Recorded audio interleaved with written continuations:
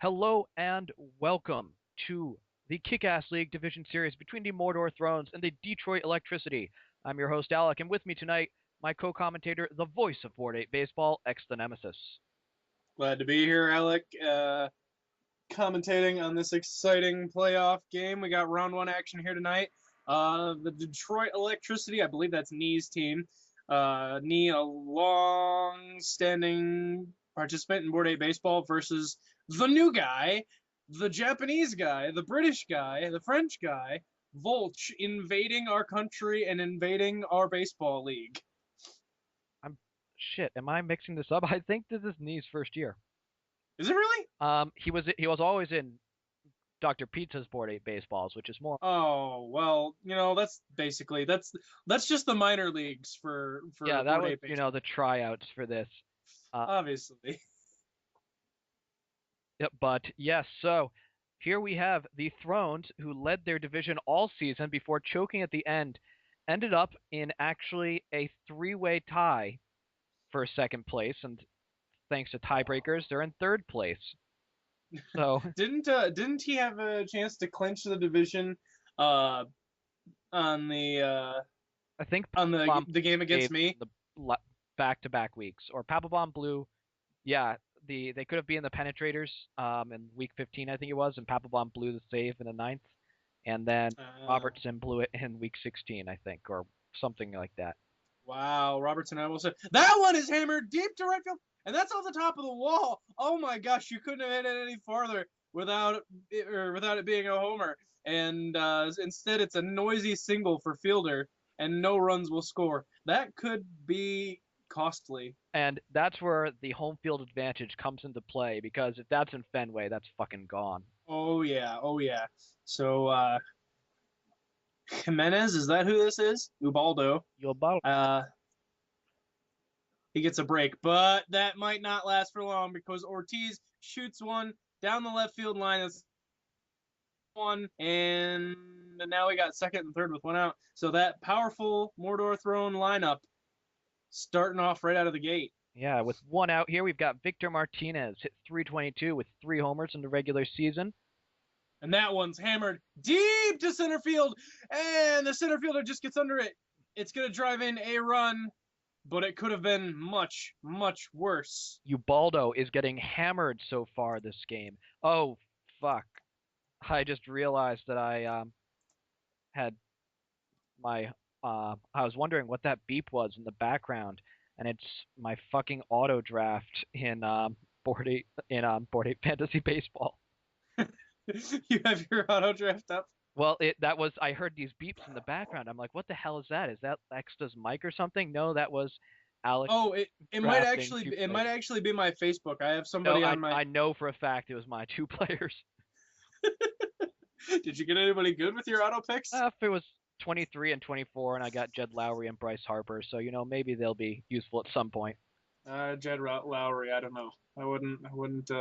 For the last round pick for the starting shortstop of the Astros. Jesus, we've got power in this game. This one, there is no doubt. That one is absolutely crushed to the deepest part of the park by some Hispanic-looking guy. I'll find out who it was in a second. Who hits before Egon? It's shit. I have I don't know who it was. It was Ellsbury all year. I don't know who it is now. There's no way Ellsbury just juiced one to deep center. Let's find out. Pull up the thread. Once I have the postseason stats going, then we can just look at those and hope Yeah, he yeah. changes lineup. Uh, Being that it's the first game. it was Ellsbury. Holy shit, Ellsbury just clobbered one, and Gonzalez and whoever that was just got out. So Weaver, 2 quick outs. Voltch, I know, was very proud of his Jared Weaver pick, because this one's clobbered, but it's going to drop in right field. Voltch was very proud of his Jared Weaver Yeah. pick, because he took some stick for it in the draft topic, saying Jared Weaver's not a number one overall.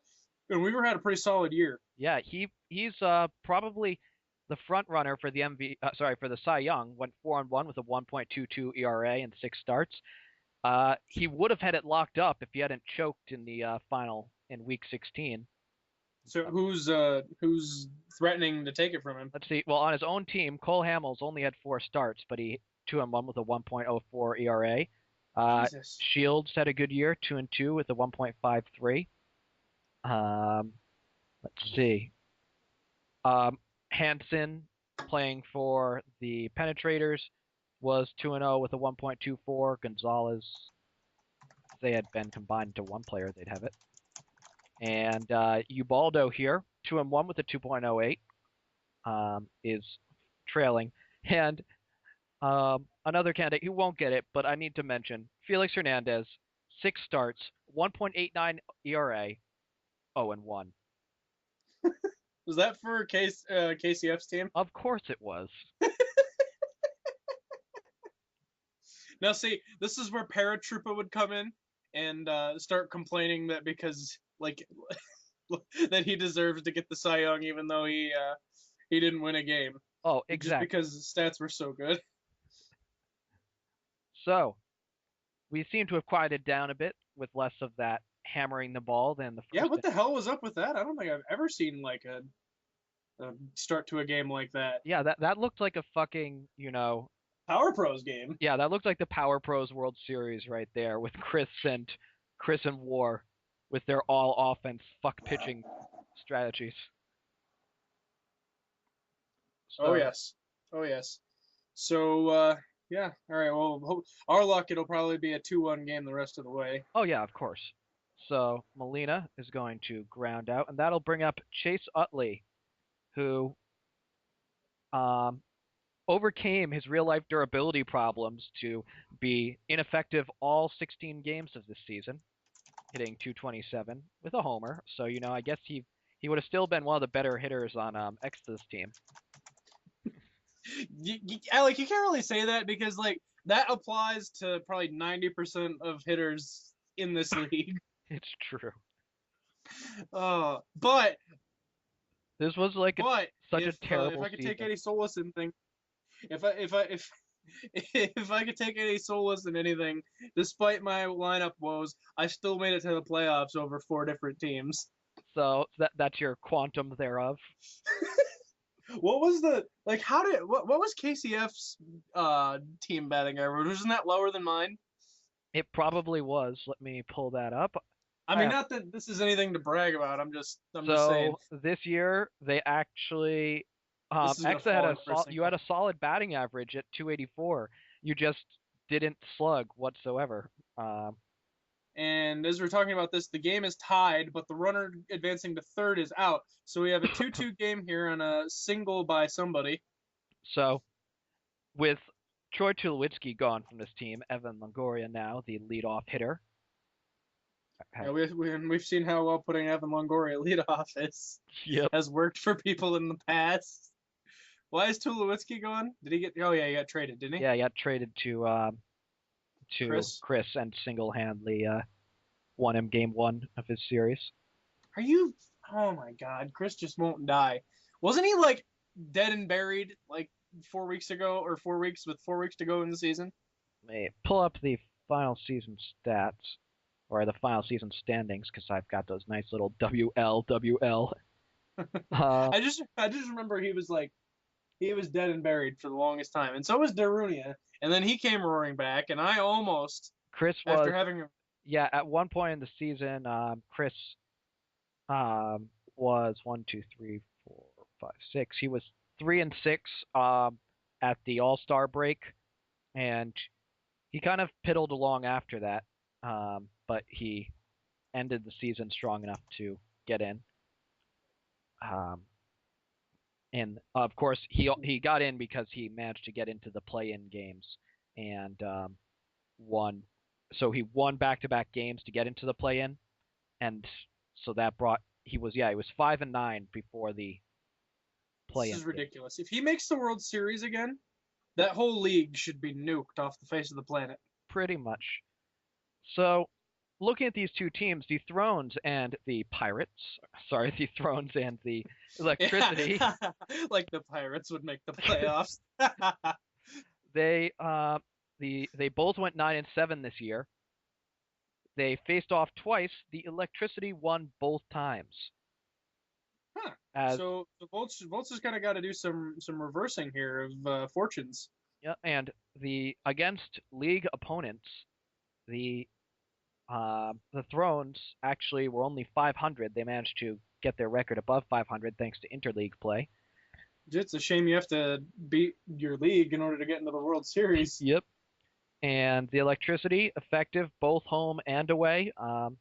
Whereas the Thrones have had some real road struggles this year. They were fantastic at Fenway, going 6-0 in their first 6 games before dropping the last two. So Volch actually built his team to succeed at his home ballpark, but And that then doesn't help. managed to lose home field advantage. It doesn't help if you can't win on the road at all. Yeah, let me just double check this to make sure I'm right. The Mordor Thrones lost 4 straight to end the year. So they were trying really hard to pull a Boston Red Sox. Oh yeah, they tried really hard, and if they had started that losing streak 1 game earlier, um, the Gorons might be in the playoffs right now with you, and Exta would be a 3 seed. Oh my goodness. But so as we look at these two teams, some more stats to pull up. Very similar in terms of offense. 55 runs for Electricity, 59 for Thrones.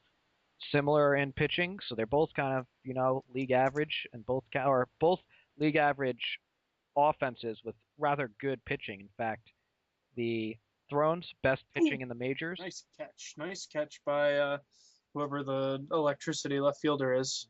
Thrones #1 in the majors in pitching, Electricity #2 at least in terms of runs allowed. 2 of only 4 teams in the majors with positive run differentials, as the Thrones actually had the best run differential in the majors with +17. Electricity 4th place with +9. Jesus, you know a lot of stats. Oh yeah, I know a lot of stats completely by heart and memorization, not at all in the standing sheet. Well, you have them with you. I should say you have a lot of stats. Oh yeah. Oh my God, this Kansas Purdue game going on behind me. I'll tell you. For anybody that's interested listening to this game, as we get at it was almost an excellent play. He just missed it. That would have been amazing. But Kansas just took the lead in this game by 3 straight. Oh my God, and Purdue almost tied it. They got 3 straight slam dunks with like a minute to go. It was amazing. I don't think I've ever seen anything like that. So something I'd not realized until now is that Detroit actually only had 10 homers this season, which puts them at third least, coming up in front of the Barris in last place and the Nemesis in second to last. Yeah, I was gonna say Matt Wieters dragged me over